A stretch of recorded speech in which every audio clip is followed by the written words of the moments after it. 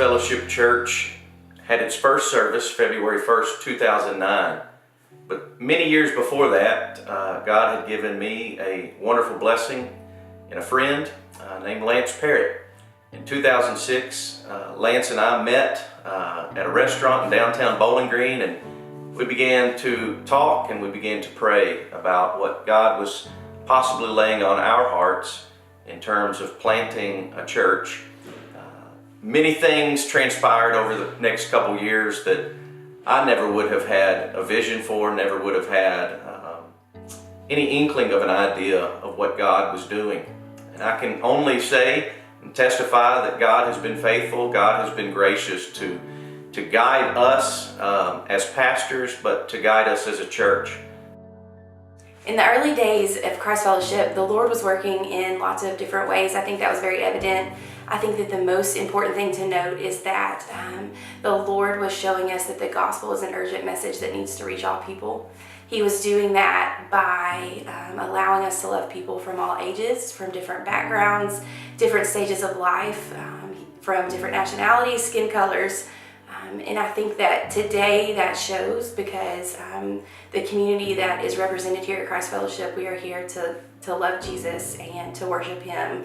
And He is the reason that we are all together today.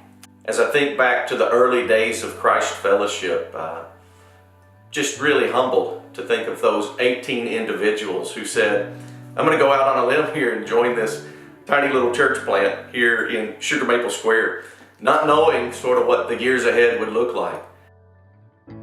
God has been good. He's been faithful. I can't sit here in my own mind and think, man, we had a great idea back then. No, God just simply used us as instruments, and I'm thankful for that. This neighborhood, I was born and raised here in Bowling Green. It's specifically in the Parker Bennett community. I lived across the street from Parker Bennett. 10 years ago, when I found out about Christ Fellowship, I reached out to Lance, and listened online to the sermons online, and consistently every time I heard the sermon, there was the gospel being presented, the gospel being clearly presented, clearly taught, and then eventually becoming a member. That has not changed.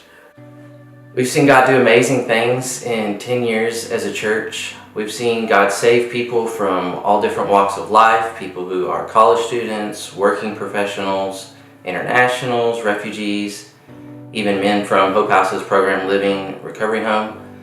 So it's been a joy to see that. We've been able to baptize people from 10 different nations, which is incredible. We've seen God grow our church in a love for this community that we're in. So whether it was a fall festival or a VBS or starting FCA at Parker Bennett Curry Elementary School, we've just seen God give the people of our church a great love to serve in this community. In October 2014, God provided a permanent home for us. The members of Andrew Baptist voted to become a legacy church and to pass their building on to us. And in March of 2017, we had our first service in our new building, which was incredible. God has even sent our church to the nations. We've had people serving in Haiti, Afghanistan, Kazakhstan, Ecuador, Kenya, Lebanon, Greece, India, all over the world. We even had the joy of sending 2 missionary families to serve among the Zaza people, who are an unreached people group in Central Asia. It's been remarkable to see God work over these past 10 years, and we give Him all the praise and all the glory for what He's done. We are a missionary church. We're a church that is about sending missionaries out. We're about bringing the community in, regardless of race, regardless of social class, regardless of background, even regardless of just what you've done in your past, because we are a church of imperfect people that is worshiping a perfect Christ. When I think about what Christ has done for us as a church, I think about His work on the cross and how it has taken over the hearts and the minds and the lives of people at Christ Fellowship.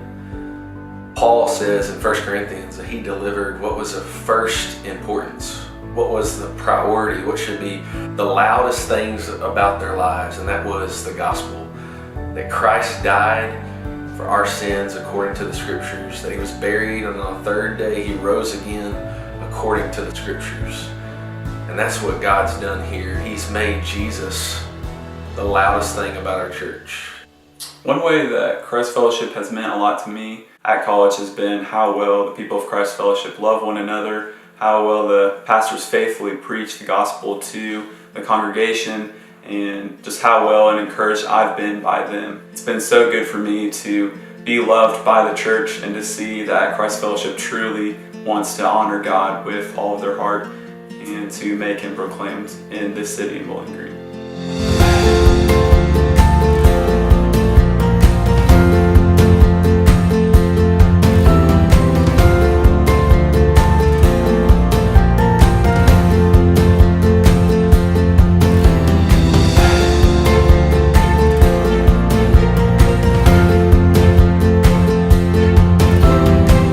We are Christ Fellowship Church.